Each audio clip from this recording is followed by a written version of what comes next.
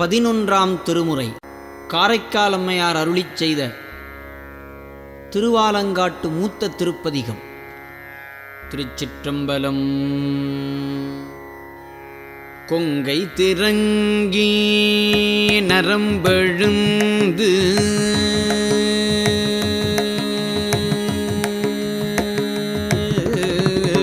கொங்கை திரங்கி நரம்பெழுந்து குண்டு கண்பெண் பர் குழிவயிற்று கொங்கை திரங்கி நரம்பெழுந்து குண்டு கண் வெண்பல் குழிவயிற்று பங்கே சிவந்திரு பற்கள் நீண்டு பரடுயர் நீழ்கணை காலோர் பெண் பேய் பங்கே சிவந்திரு பற்கள் நீண்டு பரடுயர் நீழ்கணை காலோர் பெண் பேய் தங்கி அலறி உலரு காட்டில் தங்கி அலறி உலரு காட்டில் தாழ்சடை எட்டு திசையும் பீசி தங்கி அலறி உலரு காட்டில் தாழ்சடை எட்டு திசையும் வீசி தாழ்சடை எட்டு திசையும். திருச்சிற்றம்பலம். அனைவருக்கும் என் அன்பான வணக்கம். சாந்தம் கமல் மருகின்ற சண்பை ஞான சம்பந்தன் ஆந்தன் படையலூர் ஆலங்காட்டு எம்மடிகளை வேந்தன் அருளாலே வீத்த பாடல் இவைவல்லா சேர்ந்த இடமெல்லாம் தீர்த்தமாகச் சேர்வரே. பண்டே மிக நான் செய்த பாக்கியத்தால் பரஞ்சோதி நின்னாமம் பயிலப் பெற்றேன். முற்பிறப்பில் நாம் செய்த நல்வினையால் தங்களது திருப்பெயரை சிவாய நம பல்காலம் சொல்லும் பேற்றினை பெற்றேன். அதாவது தருவது பெறுவது என்று சொல்லுவார்கள். பெறுவது அது என்ன பெறுவது? சிதம்பரம் அண்ணாமலை பல்கலைக்கழகத்தில் தமிழாசிரியர் பட்டம் பெற்றேன் என்று சொல்லுவார். சிதம்பரம் அண்ணாமலை பல்கலைக்கழகத்தில் தமிழாசிரியர் பட்டம் பெற்றேன். பெறுவது ஒரு திருமண வயதில் திருமணமாகி குழந்தை பிறக்கிறது என்று சொன்னால் பெறுவது எத்தனை பெரிய ஒரு செயல்பாடு. முற்பிறப்பில் நாம் செய்த நல்வினையால் தங்களது திருப்பெயரை சிவாய நமய பல்காலம் சொல்லும் பேற்றினை பெற்றேன் என்று சொல்லுகிறார் சுந்தரர். ஏன்னா ஒரு சிவத்தலம்னா அந்த சிவத்தலத்தில் இப்போ திரு ஆலங்காட்டில் ஆலமரம் இருக்குதுன்னா பனைமரம், திருப்பனந்தாளில் பனைமரம். இப்போது நம்ம தேசிய மரம் வந்து என்ன? ஆலமரம். தமிழ் மாநில மரம் எது? பனைமரம். நம்ம பாரத திருநாட்டுக்கு வந்து ஆலமரம் தேசிய மரமா.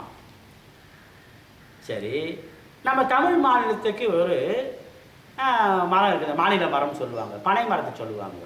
இந்த பனை மரத்தினுடைய சிறப்பை நம்ம வந்து சற்று சிந்திக்கணும் தானே. இப்போ இந்த வைத்தியம் பண்ணுறவங்கெல்லாம் வந்து பனை மரத்தினுடைய வேரை கொண்டு வந்து அதை சாராக இடித்து அந்த சாறில் மருந்து செய்வாங்க. அதாவது அந்த இப்போ நம்ம எப்படி தேன் போட்டு ஒரு மருந்து செய்கிறோம், பசும் பால் போட்டு ஒரு மருந்து செய்கிறோம், அதுபோல் அந்த பனை மரத்தினுடைய வேர் சாறு, அதில் சாறு வரும் தானே, ஏன் இருக்கும் தானே, அந்த சாறில் மருந்து செய்வது. பனை மரத்தின் முதிர்ந்த தண்டு தேர் செய்ய. ஆமாம், இந்த தெற்கெல்லாம் போனாக்கா நம்ம தேக்கு காட்டிலே செய்கிறாங்கன்னா அது பொருள் செலவு அதிகமாகும். நல்லா 100 வருஷத்துக்கு ஆன மரம் பனை மரம் இருக்குதுன்னா அந்த பனை மரத்துக்கு நல்லா கருப்பாக இருக்கும் அந்த சேவு மரம்.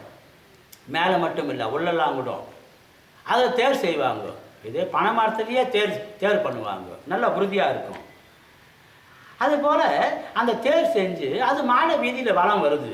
வயதான மோதாட்டிங்க, வயதான ஆணாக்கட்டும் பெண்ணாக்கட்டும், அவங்க கூட வந்து தென்னை மேலே உக்காந்துன்னு கோயிலுக்கு போய் தரிசனம் பண்ண முடியாதவங்க கூட திருவாதிரை விழாவில் வந்து வீதி வரம் வருது சாமின்னாக்கா நடராச பெருமானா, அப்போ வந்து அவங்க உக்காந்துக்கினே இறை வழிபாடு செய்வாங்க. நம்ம ஐயர்கள் காலவர்க்கோன் சொல்வதை போல குந்தி நடந்து குனிந்தொரு கைகோல் ஊன்றி நொந்து இருமி நுரை தேறி வந்துந்தி ஐயாறு வாயாறு பாயாமுன் நெஞ்சமே திருவையாற்று ஐயனை வாயால் அழை சொல்றாரு இல்லையா. ஒரு குறிப்பிட்ட வயசு வந்ததுனாக்கா கோல் ஒன்று தேவைப்படுது, கொம்பு ஒன்று தேவைப்படுது. எத்தனை நல்ல ஓடுற பாம்பை மிதிக்கிற வயசுடான்னு சொல்லுவாங்க. ஒரு 20 வயசு 25 வயசு அவளை சொல்கிறோம் இல்லையா நம்ம. ஆனால் அதுவே ஒரு 80 வருஷம் தாண்டி சொன்னாக்கா கொம்பு ஒன்று தேவைப்படுது முனிங்கின்னு போகிறதுக்கு. 2 கால் பத்தலையே, 3வது ஒரு கொம்பு ஒன்று தேவைப்படுது. அப்போ தானே நடக்க முடியுது. குந்தி நடந்து குனிந்து ஒரு கை கோல் ஊன்றி நொந்து இருமி நுரை தேறி வந்துந்தி ஐயாறு வாயாறு பாயாமுன் நெஞ்சமே திருவையாற்று ஐயனை வாயால் அழை. திருவையாற்று ஐயனை வாயால் அழைக்க வேண்டும் என்று சொல்லுகிறார். எத்தனை ஐயர்கள் காலவர்க்கோன் எல்லாம் இந்த பகுதியில் வந்தவர் தான். காஞ்சிபுரத்தை தலைநகராக கொண்டு அரசாட்சி செய்த அரசன் என்ன சொல்றாரு, வைப்புத்தலமா நம்ம வளர்ப்புறத்தில் வந்து பாடினார் இல்லையா. இல்லும் பொருளும் இருந்த மனையளவே சொல்லும் மயலார் பிடிப்பளவே நல்ல கிளைகுளத்து நிரளவே கிற்றியே நெஞ்சே வளைகுளத்துள் ஈசனையே பார்த்து. ஏன்னா வளைகுளம் இது இந்த ஊருக்கு பக்கத்தில் தான், திருவாலங்காட்டுக்கு பக்கத்தில் ஒரு 10 கிலோமீட்டர் 15 கிலோமீட்டர் அவ்வளோதானே. அதனால் வந்து அந்த பனைமரத்தின் வேறு மருந்துக்கு பயன்படுது. பனைமரத்தினுடைய முதிர்ந்த தண்டு பகுதி வந்து தேர் செய்ய பயன்படுது. நம்ம வந்து உலக கூட செய்யலாம். உலக செய்கிறோம் இல்லையா, நம்ம கம்பு இடிக்கிறது, நெல் வந்து அரிசியாக மாற்றத்துக்கு, வீடு கட்ட பழைய காலத்து வீடுங்கள்லாம் பாருங்கள், ஓட்டு வீடுலாம் வந்து பனங்கழி போட்டு கட்டியிருப்பாங்க, நல்லா உறுதியாக இருக்கும் வீடு கட்டுறதுக்கு. அதே மாதிரி பாருங்கள் அலங்கார பொருள்லாம் செய்வாங்க அந்த பனை மரத்திலிருந்து. சிறிய நீர் ஓடையை தாண்டும் மரம் மேம்பாலம் கட்டுவார்கள். அது என்ன கட்டுறது, ஒன்றும் இல்லை. பெரிய பெரிய ஆறுகள் சிறிய நீரோடைகளை நிராகரிப்பது இல்லை. பெரிய ஆறு அப்படின்னா இப்போ காவேரி நதி உற்பத்தி ஆகிறதுலேயே வந்து பெரிய ஆறாக இருக்குதா, இல்லை. ஆறு தாண்டும் காவேரி, ஒரு ஆறு தாண்டிடும், அந்த அளவு தான் அங்கே. ஆனால் என்ன ஆகுது, அகன்ற காவேரி. இப்போ நம்ம திருச்சி கரூர் இடையில வந்து பராய் மரங்கள் அதிகமாக இருக்கிற ஒரு பகுதி. இப்போ தெல்லையில் வந்து தெல்லை மரம். அதுபோல் அந்த அகன்ற காவேரி, அந்த அகன்ற காவேரி அப்போ என்ன ஆகுது, அவ்வளோ அகலத்துக்கு நம்ம வந்து மேம்பாலம் கட்ட ஆகாது. பனைமரம், அந்த பனைமரத்தை 2ஆக அறுத்து எடுத்துட்டு வட்ட வடிவமாக பனைமரம் இருக்குதுன்னா அதை பாதி அறுத்துட்டோம்னா நீட்டு வாக்கில் அது மேலே நடந்து போவாங்க. அந்த ஓடைங்களில் அந்த பக்கம் நிலம் இருக்குது, பயிர் பண்ணணும். இங்கிருந்து அந்த சிறிய நீர் ஓடைக்கு நடுப்பு நம்ம, ஏன்னா வெள்ளம் வர்ற காலத்தில் வந்து பாதிப்பு கொடுக்கும், நம்ம தண்ணி அச்சும் கொடுக்கும், நீச்சல் தெரிஞ்சிருந்தா கூட. அப்படின்னா அது சிறிய நீர் ஓடைகளை கடப்பதற்கு அந்த மர மேம்பாலம், இது பனைமரத்தினுடைய மேம்பாலம் பயன்படுது. ஏரிக்கரை பலமாக இருக்கும் பாருங்கள். இப்போ வர்ற வழியில் வந்து நம்ம ஆலங்காட்டுக்கு பக்கத்தில் அந்த புளியமங்கலம், அந்த புளியமங்கலத்தை தொடர் நிற்குதுன்னாக்கா அது பக்கத்துலேயே வந்து பார்த்தா அந்த ஏரிக்கரையில் வந்து வாழனா ஒரு 100-200 மரம் இருக்கும், பனை மரம். அந்த ஏரிக்கரை ஒடியாது. அந்த வேர்கள் வந்து அந்த பனை மரத்தினுடைய வேர்கள் வந்து அந்த ஏரிக்கரை பலமாக இருக்கும். அப்படி வந்து நிலத்தடி நீர் நல்லா இருக்கும், நீர் வளம் நல்லா இருக்கும், நீர் சேமிப்பு ஆகும். அந்த பனை ஓலையில் காத்தாடி செய்வாங்க. சின்ன குழந்தைங்களாம் பாரு காத்தாடி ஓடுவாங்க. சின்ன குழந்தைங்கள்லாம் வந்து அந்த பனை ஓலையில் வந்து காத்தாடி செஞ்சு காத்தடிக்கிற பக்கம் அப்படி பிடிச்சாக்கா அது திரும்பும். அந்த 5 வயசு குழந்தைக்கு எவ்வளோ மகிழ்ச்சியாக இருக்குது காத்தாடி சுற்றி சொன்னாக்கா. குருவி கூண்டு செய்யுது பனை ஓலையில். குருவி கூண்டு என்ன பண்ணுது, அதை நாறு உரித்து குருவி கூண்டு கட்டுது. அதனுடைய சந்ததியை பெருக்குவதற்கு இந்த பனை மரத்தில் ஈச மரத்துலாம் குருவி கூண்டு கட்டியிருக்கோம். 2 படுக்கை அறை கொண்ட அந்த முட்டை கூட எவ்வளோ காற்றடிச்சாலும் கீழே விடாது, அப்படி வளைவாக இருக்கும் உள்ள. அந்த முட்டை கீழே விழாத அளவுக்கு, குருவி முட்டை கீழே விழாத அளவுக்கு, அதுவும் 2 படுக்கை அறை கொண்ட ஒரு குருவி கூண்டுலாம் தயார் பண்ணுது. அந்த முட்டையை அழகாக்கணும் இல்லையாது. பனை மரத்தினுடைய நார், அந்த பனை ஓலைக்குதுன்னா அந்த ஓலைக்கு நடுப்புற அந்த மட்டைக்கு இது பாரு, அந்த மட்டையை தட்டினோம்னாக்கா நார் வரும். கயிறு, பனை மரத்தை நார் கயிறு. பனை ஓலை பாய், நம்ம வீட்டில் படுத்து தூங்குறோம் இல்லையா, பனை ஓலை பாய். கூட செய்வாங்க, அந்த பனை ஓலையில் கூட செய்வாங்க. சுற்றுக்குடிசை வட்ட வடிவமாக ஒரே ஒரு வாசப்படி இருக்கும். வட்ட வடிவமாக சுற்று குடிசை. பனை ஓலை, ஏன்னா தென்னை ஓலை வந்து 1 வருஷம் 2 வருஷம் தான் தாங்கும். அது வந்து மெலிதானது. இது தென்னை ஓலை, தென்னை மரத்தில் இருக்கிற ஓலை. ஆனால் பனை ஓலை நல்ல தடிமனாக இருக்கும். 10 வருஷம் நம்ம மஞ்சு வீடு கட்டின மாதிரி 10 வருஷம் குறைஞ்சபட்சம் இருக்கும் பனை ஓலை. நல்லா தண்ணி வர்ற வாட்டம் வச்சுக்கண்டி அந்த சுத்து குடிசையை கட்டாங்கன்னாக்கா 10 வருஷ காலத்துக்கு ஒன்றும் பயம் இல்லை குறைஞ்சபட்சம் சுற்று குடிசை கட்டுறவங்க. ஏன்னா அத்தனை சிறப்பு. ஒரு சுற்று குடிசையில் வாழும்போது நம்ம பெரியவங்கெல்லாம் 8 10 குழந்தை பிறந்தது. அந்த சுற்று குடிசையுடைய மகிமை என்ன? எத்தனை மகிமை. ஒரே ஒரு வாசப்படி, அவ்வளோதான் சுற்று குடிசைக்கு. தீய எண்ணங்கள் பஷானாக்கா இப்படியானா போடும், இல்லை அப்படியானா போடும். அந்த தீய எண்ணங்கள் அந்த குடிசைக்கு பாதிப்பு வராது. அதில் வாழும் அந்த தம்பதிகளுக்கு பாதிப்பு வராது. சுற்று குடிசையினுடைய மகிமை அத்தனை நம்ம இதெல்லாம் கண்கூடாக பார்க்கறது தானே. கிராமத்துங்களில் வந்து இப்போ திருமண வயதில் திருமணம் ஆகுது, பிள்ளை பேர் கொஞ்சம் தள்ளி போகுதுன்னா அவங்க என்ன பண்ணுவாங்க, அந்த காலி இடத்துல அவங்க இடத்துல வந்து ஒரு சுற்று குடிசையை கட்டி அந்த சுற்று குடிசையில் போய் அந்த தம்பதிகள் வாழ்ந்து ஒரு 2 குழந்தை 3 குழந்தை ஆச்சுன்னா மறுபடியும் வேணா இந்த வீட்டுக்கு வந்துருப்பா, நீங்கள் அதில் போய் நீங்கள் வந்து குத்தனம் பண்ணுங்கன்னு சொல்லுவாங்க பெரியவங்க. அப்படின்னா என்ன பொருள்? கணவன் மனைவியாக அந்த சுற்று குடிசையில் வாழும்போது அந்த தம்பதிகளுக்கு பிள்ளை பேறு வாய்க்கும் என்று பெரியவர்கள் நம்பினார்கள், செயல்பட்டார்கள், வெற்றியாக அமைந்தது. அந்த சுற்று குடிசைக்கு உண்டான ஒரு மகிமை அது. ஒரே ஒரு கொம்பு நடுப்புற உறுதியாக இருக்கும், சுற்றி பெண்டைங்க. அந்த பனை ஓலையில் அந்த பனை மரத்தை ஓலையிலேருந்து சுற்று குடிசை கட்டுவாங்க. அத்தனை சிறப்பானது சுற்று குடிசையில். எது ஒரு இறை வழிபாடு செய்கிறோம்னா சமையல் அறையும் அதுதான், படுக்கை அறையும் அதுதான், பூஜை அறையும் அதுதான். கணவன் மனைவியா இல்லறத்தில் வாழ்வாங்கு வாழறோம் இல்லையா? தூசின் நல்லன தொடையில் சேர்த்தியம் 5 புலன்களும் ஆர்ந்தோம் மைந்தரும் ஒக்காலும் மகிழ மனமகிழ்ந்து இவ்வகை இருந்தோம் ஆயினும் அவ்வகை மந்திர எழுத்து 5 வாவிடை மறவாது. ஆமாம், நம்ம வந்து கணவன் மனைவியாக வாழறோம்னா இல்லறத்தில் 5 எழுத்தை மறக்கக்கூடாது. வல்லான் ஒருவன் கைமுயன்று எரியினும் மாட்டா ஒருவன் வாழா எரியினும் நிலத்தின் வளா அக்கல்லே போல் நலத்தின் வளா நின்னாமம் நவின்றோரே. நல்ல வலிமை உள்ளவன் ஒரு ஆகாயத்தை நோக்கி ஒரு கல் வீசுறாப்புலன்னா ஒரு 20 அடி உயரம் போகுது. வலிமை குறைந்த ஒரு குழந்தை, சின்ன குழந்தை, ஒரு 5 வயசு 10 வயசு குழந்தை கல் போட்டால் ஒரு 10 அடி உயரம் போகுது. அதுவும் நிலத்தில் தான் வந்து விட போகுது, மண்ணில் தான் வந்து விட போகுது. 20 அடி உயரம் போட்ட கல்லும் கீழே தான் வந்து விட போகுது. அதுபோல 5 எழுத்தை சொன்னால் நமக்கு நன்மை என்று திருமுறை பேசுது, திருமுறை சொல்லுது. அந்த சுற்றுக்குடிசைய மகிமையெல்லாம் நம்ம உணரணும். மழை காலத்தில் வந்து விவசாயிகளுக்கு இந்த வேலை செய்யறதுக்கு என்ன சொல்கிறத ஜம்மங்கூடன்னு சொல்லுவாங்க. பனை ஓலையிலே ஜம்மங்கூடை. எந்த காற்றடிச்சாலும் ஒன்றும் பயமே இல்லை. இப்போ குடல்லாம் வந்து திருப்பிக்குது காற்றடிச்சாக்கா. மழை காலத்தில் காற்றடிச்சா கூட ஒன்றும் பிரச்சனை இல்லை. அது அப்படியே மாதிரி இருக்கும். நம்ம தலையை கவுத்துனாக்கா முதுகு உடம்பு எதுவும் நீ மம்டி எடுத்து வேலை செய்யலாம். அதான் ஜம்மங்கூடன்னு சொல்லுவாங்க. நம்ம இப்போ சொல்லணுன்னாக்கா அது வந்து கொடை அப்படி சொல்லலாம். நம்ம அந்த காலத்து கொடை பனை ஓலையில் செய்த கொடை. அப்படியே அந்த பனை ஓலையை எடுத்து அதை வரிசையாக தச்சு வைப்பாங்க. எப்படி நம்ம சுற்றுக்குடிசைக்கு மேலே பெய்கிற மழை வந்து கீழே வந்து இறங்கி போகுது, அதுபோல் அந்த பனை ஓலையில் பக்கத்தில் வச்சு தச்சுடுவாங்க. அதான் ஜம்மங்கூடன்னு சொல்லுவாங்க. அதே மாதிரி பாருங்கள், பனை நுங்கு. அந்த பனை மரத்தில் எத்தனை விதமான பொருள் வருது.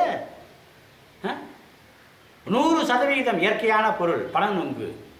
எந்த மருத்துவரையும் நம்ம போய் கேட்டு தான் சாப்பிடணுன்ற அவசியம் இல்லை. சின்ன குழந்தைலேருந்து பெரியது வரையும் பனை நுங்கு சாப்பிட்டா நல்லது, உடம்புக்கு அவ்வளவு நல்லது. அதாவது பருவ காலத்து பழங்கள்னு சொல்கிறோம் இல்லையா, அதுபோல் அந்த நுங்கு வந்து நமக்கு நன்மை செய்யும். அதே மாதிரி பாருங்கள், இந்த பனங்காயில்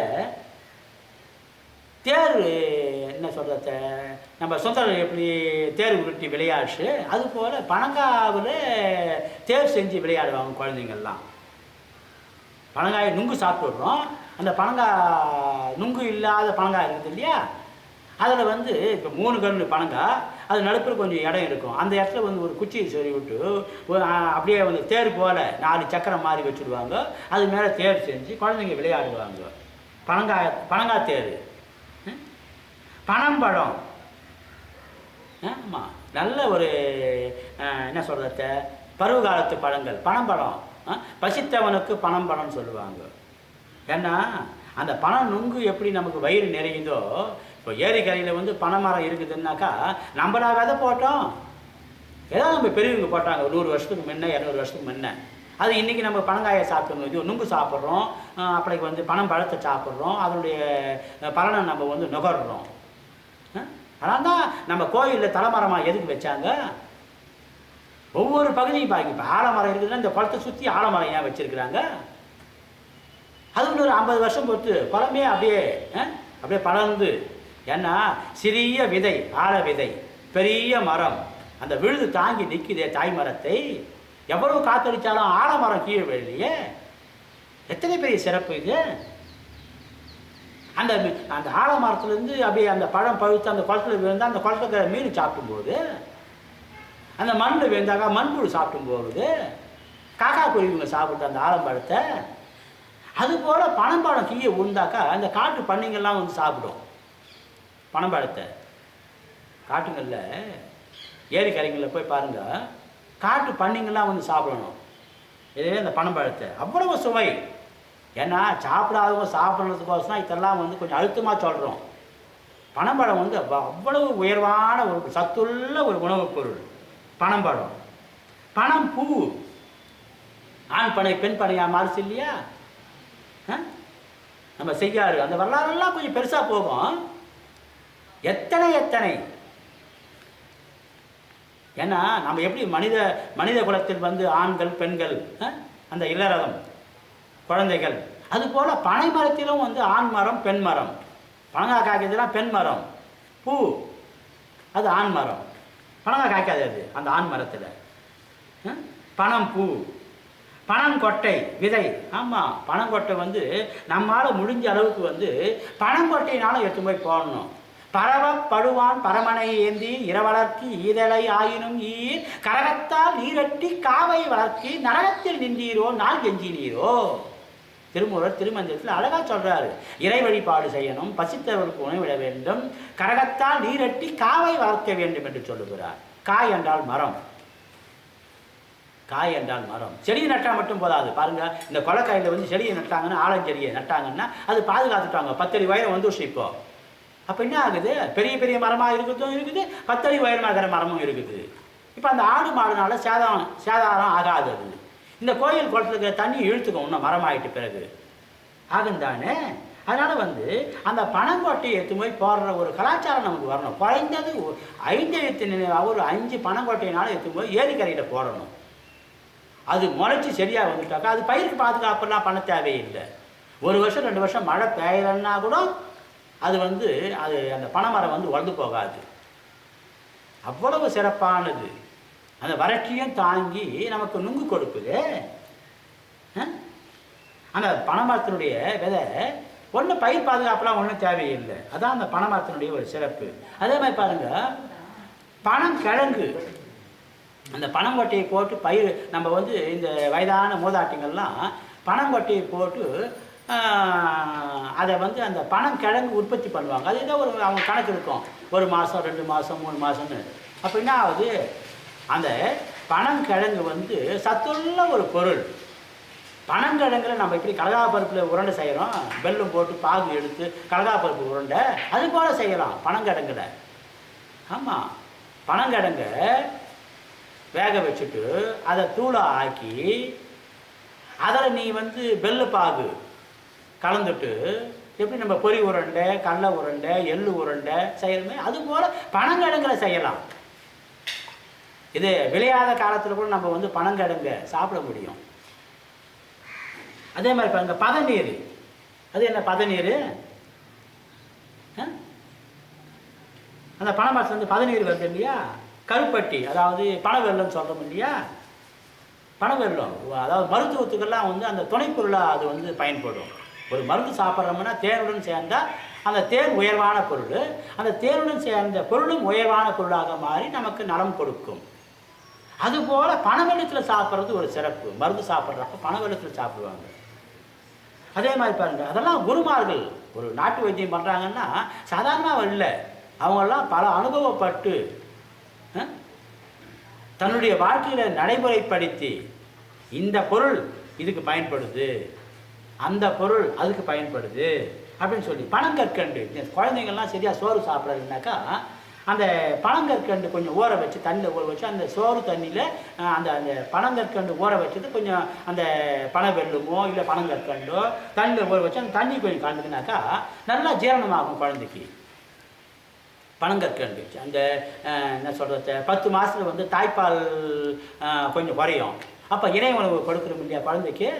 என்ன அழகு, என்ன அழகு. பிறக்கும்போது இப்போ கண்ணுக்குட்டி பிறக்குதுன்னா கண்ணுக்குட்டிக்கு கொம்பு இல்லை.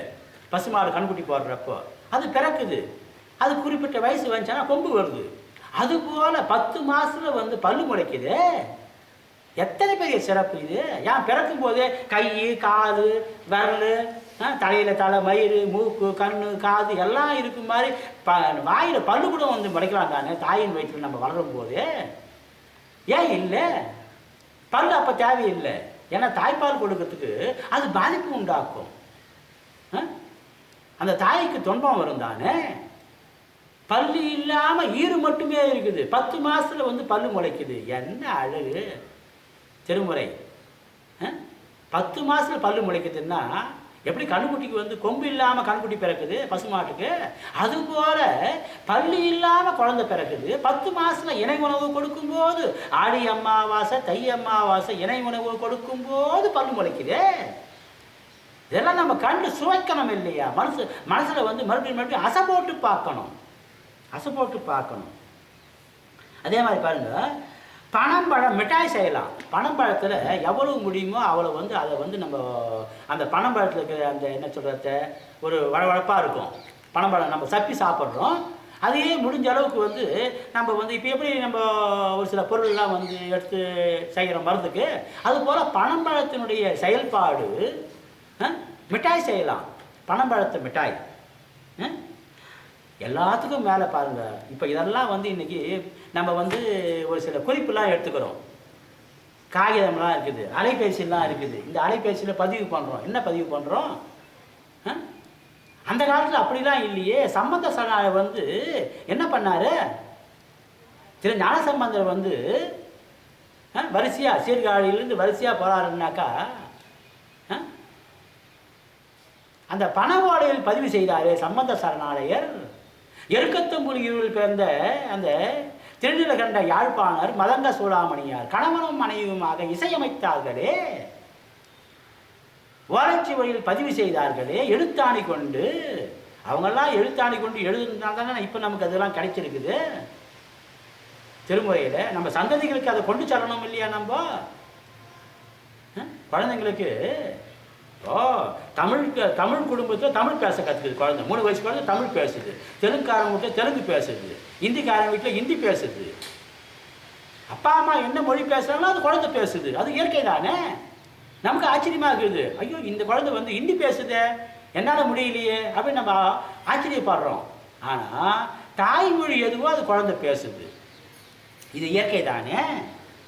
அதுபோல் நம்ம வந்து அந்த திருமுறை பாடலை குழந்தைங்களுக்கு பழகணும். நமக்கு தெரிஞ்சால் தானே நம்ம வந்து அது குழந்தைக்கு பழக முடியும், நம்ம பழக்கம் வைக்க முடியும். அந்த பண ஓலையில் வந்து அந்த திருமுறையை பதிவு பண்ணியிருக்கிறாங்கன்னாக்கா சம்பந்த சரணாலயர் பதிவு பண்ணார். திரு ஞானசம்பந்தர் வந்து திருமுறையை பாடுதுன்னா பதிவு பண்ணுறாரு. எப்படி மாணிக்க வாசகர் சொல்ல சுவாமி வந்து தன் கைப்பட எழுதினாரே திருவாசகத்தை, அதுபோல எத்தனை எத்தனை சிறப்பு. பழுத்த ஓலையை பார்த்தா குருத்து ஓலை சிரிக்குதுன்னு சொல்லுவாங்க. அது என்ன? பனைமரத்தில் பழுத்த ஓலை 10 மாதம் ஆச்சுன்னா பழுத்து போகுது. இன்றைக்கி குருத்து ஓலையாக இருக்குது, பழுத்து ஓலையாக மாறி போகுது. அப்போ என்ன பண்ணுது? அந்த பழுத்து ஓலையை பார்த்தா குருத்து ஓலை சிரிக்குதுன்னு சொல்லுவாங்க. ஆனால் 10 மாதம் பொறுத்து இன்றைய குருத்து ஓலை கூட நாளைக்கு பழுத்த ஓலையாக மாறதான் போகுது.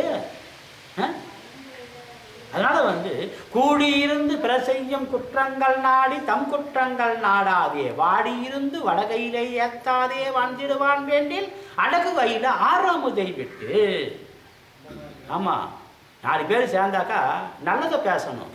கூடியிருந்து பிற செய்யும் குற்றங்கள் நாடி அவங்க செய்கிற குற்றத்தை பற்றி நம்ம பேசி ஏன் அவங்க செய்கிற பாவத்தில் நம்ம பங்கு எடுத்துக்கணும்? அவ்வியம் பேசி அறம் கடன் இல்லைன்னு நல்லதை மறுபடி பேசலாம், நல்ல செயல்பாட்டை மறுபடி பேசலாம். ஆனால் தீயது வேண்டாம். ஏதோ தவக்குறைவு, அவங்க தீயது பேசுகிறாங்களா, அவங்க பேசுறது ஏன் நம்ம மறுபடியும் அதை ரெண்டாவது வேண்டாம். அவ்வியம் பேசி அறம் கடன் இல்லைன்னு திருமூலர் சொல்கிறாரு. கூடியிருந்து பிற செய்யும் குற்றங்கள் நாடி தம் குற்றங்கள் நாடாதே. அதுதான் தன்னைத்தான் அறியணும்னு சொல்லி திருமூலர் சொல்றாரு. தன்னை அறிந்திடும் தத்துவ ஞானிகள் முன்னை வினையின் முடிச்சை அவிழ்ப்பார்கள், பின்னை வினையை பிடித்து பிசைவார்கள், சென்னியில் வைத்த சிவனருளாடே. என்ன அழகா சொல்றாரு. இதுக்கெல்லாம் பொருள் சொன்னா மணிக்கணக்கா பேசணும், மணிக்கணக்கா பேசணும். அதனால பழைய மக்களை குறை கூறி கொண்டிருப்பது அறமாகாது. ஏன்னா அவங்கெல்லாம் இந்த கற்கோயிலை கட்டினதுனால நம்ம எல்லாம் இந்த கற்கோயிலுக்குள்ள உட்காந்து நம்ம கொஞ்ச நாள் ஓய்வு எடுக்கிறோம், இறை வழிபாடு செய்கிறோம். கற்கோயில் கட்டினாங்க இல்லையா நம்ம பெரியவங்கள்லாம், எத்தனை எத்தனை ராஜராஜ சோழன், ராஜேந்திர சோழன் இவங்கெல்லாம் அந்த அந்த அரசாட்சி செய்தார்கள் என்றால் எப்படிப்பட்ட அரசாட்சி செய்தார்கள்? கற்கோயிலை கட்டினார்களே. இப்போ இந்த மடத்தில் உட்காந்து நம்ம பேசுகிறோம்னா இந்த மண்டபத்தில் மழை பெஞ்சாலும் ஒன்றும் பிரச்சனை இல்லை, காற்றடிச்சாலும் ஒன்றும் பிரச்சனை இல்லை, உட்காந்து பேச முடியுது தானே, சிந்திக்க முடியுது தானே. பழைய மக்களை குறை கூறிக்கொண்டு இருப்பது அறமாகாது, வாழ்வாங்கு வாழணும். ஏன்னா ஒரு சிலர் பாருங்க, எங்கள் ஐயா 13 ரூபா சவரம் வைக்கிறப்போ ஒரு 100 சவரம் வாங்கலையேன்னு சொல்லுவாங்க. எப்போ ஒரு 100 வருஷத்துக்கு முன்னே 13 ரூபா சவரம், 8 கிராமா, 8 கிராம் ஒரு சவரம் சொல்கிறோம் இல்லையா. 8 கிராம் எவ்வளோன்னா 13 ரூபா எங்கள் ஐயா கல்யாணத்துக்கு போது. இப்போ நான் ஒரு 1300 ரூபா கொடுத்து எங்கள் ஐயா கண்டி ஒரு 100 சவரம் வாங்கி கொடுத்தாக்கா எனக்கு நல்லா இருக்கும்ப்பா அப்படின்னு நான் சொல்கிறேன்னாக்கா, அன்றைக்கி 8-10 பிறந்தது. அந்த 8-10க்கு வயிற்றுக்கு இருந்தும் இல்லாத எவ்வளோ சிரமப்பட்டு நம்மளை வளர்த்துருப்பாங்க. அடியன் எங்கள் அம்மாவுக்கு 10 குழந்தை பிறந்ததுன்னா 10வது குழந்தை நான் அடியன். ஆனால் அந்த 10 குழந்தைக்கு அவங்க எவ்வளோ சிரமப்பட்டு அவங்க வளர்த்துருப்பாங்க. வசதியே இல்லாத காலம், பசி பட்டினி பஞ்சம். இப்போ மாதிரிலாம் இல்லை. அன்றைக்கெல்லாம் ரொம்ப ஆங்கிலேய அரசு ஆண்ட காலத்தில் நம்ம நாட்டுக்கு சுதந்திரம் வராதுக்கு முன்ன பசி பட்டினி பஞ்சம். அப்போல்லாம் அந்த அளவுக்கு பெரியவங்க காப்பாற்றினாங்கன்னா நகையை வாங்கலையேன்னு நம்ம குறை சொல்லிங்கிறோம். இப்போ ஏன் இப்போ நீ வாங்க 80,000 தான் விற்குது, ஒரு 100 சவரம் இப்போ வாங்கிவிடு, உன் பேரன் பேச்சியை சொல்லுவாங்க தானே. எங்கள் ஐயா 80,000 விற்கிறப்போ ஒரு 100 சவரம் வாங்கிட்டாங்கப்பா, எனக்கு நல்லா இருக்குதுப்பா சொல்லுவான்ல பேரனை பேச்சியோ, ஆகும் தானே. அந்த அளவு இன்னைக்கு ஒரு பொருளாதாரத்துக்கு பசி இல்லாமல் சாப்பிட்றோம்னா, பசி இல்லாத சாப்பிட்ற காலத்துலேயே நம்ம 80,000 கொடுத்து வாங்க முடியலன்னாக்கா காது மூக்குக்கு போதுமா? சரி, அந்த பெண் குழந்தைக்கு காலுக்கு கால் செயின் வெள்ளி போதுமா? இது வரையும் நிறுத்திக்கிறோமே. நம்முடைய வருமானம் இருந்தால் கூட அந்த அளவுக்கு ஆகலைன்னா அந்த அளவுக்கு அப்போ வருமானம் இருக்குதுதான் இல்லாத இருந்ததுனால தானே அவ்வளோ பசியும் பட்டினிமா இருந்திருக்கிறாங்க. அப்படி இருக்கும்போது நம்ம ஏன்னா நம்ம திருமுறை தான் இதுக்கு உதாரணம். அண்டர் நாடு ஆள்வோம் நாம் அல்லற்படை வாராமே. அல்லற்படை வரக்கூடாது. இது தீய சக்தியுடைய தாக்கமெல்லாம் வராமல் இருக்கணும்னா காளையர்கள் ஈழையர்கள் ஆகி கருமயிரும் பூனையென பொங்கி பொலிவழிந்து சூளையர்கள் ஓகாலம் செய்யாமுன் உஞ்சேனை மாகாளம் கைதொழுது வாழ்த்து. திருமுறை சொல்லுது, காளையர்கள் ஈழையர்கள் ஆகி கருமயிரும் பூனையென பொங்கி. பிறக்கும்போது கருப்பாக இருக்குது இது தலைமுடி மயிறு. ஆனால் அந்த மயிர் என்ன பண்ணுது, 60 வருஷம் ஆசைனா வெள்ளையாக போடுது. என்ன பெயிண்ட் அடிச்சாலும் மறுபடியும் முளைச்சி வர்றதெல்லாம் வெள்ளையாக வருது. காளையர்கள் ஈழையர்கள் ஆகி கருமயிரும் பூனை என பொங்கி. வெள்ளை பூனை போல அந்த முடி, அந்த தலைமயிறு வயசு ஆகுது, தெரியுது தானே. அதனால் இறை வழிபாடு செய்வது என்பது இளமையிலேயே இறை வழிபாடு வர வேண்டும். அப்படி வரும்போது என்ன ஆகும், நம்முடைய செயல்பாடு ஒரு மாற்றத்துக்கு வரும். அப்போ என்ன ஆகுது, ஏன்னா துன்பம் வந்த பிறகு அந்த துன்பத்தை நுகர்ந்து, அதனால் படுற துன்பத்தெல்லாம் நம்ம நுகர்ந்து அதுக்கு பிறகு மாறுறது ஒரு பக்குவம். சிவ வழிபாடு. நம்மலாம் வந்து சிவத்தல யாத்திரை போகிறப்போ ஒரு ஊரில், நம்ம சீர்காழி சிதம்பரம் பக்கத்தில் தான், அந்த ஊர் ஞாபகம் இல்லை இப்போ, ஒரு 10 வயசு பெண் குழந்தை பள்ளிக்கு நேரம் ஆகுதுன்னு சொல்லி அந்த தேர்வு நேரம் கொஞ்சம் முன்கூட்டியே போனோம். வெடிக்கால 5:30 மணிக்கு எழுந்துக்கு நாங்கள் அந்த கோவில் குளத்தில் குளிச்சுட்டு கதவு தந்துட்டுருக்குறாங்களே போய் வரலான்னு சொல்லி, சிறிய ஊர், சின்ன கிராமம், சரி உள்ளே போய் சாமி தரிசனம் பண்ணலான்னு போனாக்கா அந்த 10 வயது பெண் குழந்தை சிவபூஜை பண்ணிக்குதுங்க ஐயா.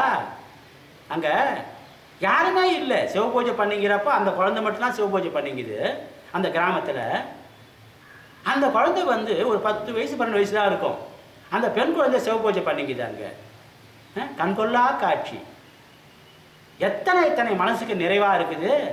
அந்த குழந்தை பாருங்க, என்ன ஒரு ஆர்வமாக வந்து அந்த தண்ணியை ஊற்றுது, அந்த பூவை வைக்குது, தெருவிளக்கு தீபத்தை ஏற்றுது, திருமுறையை பாடுது.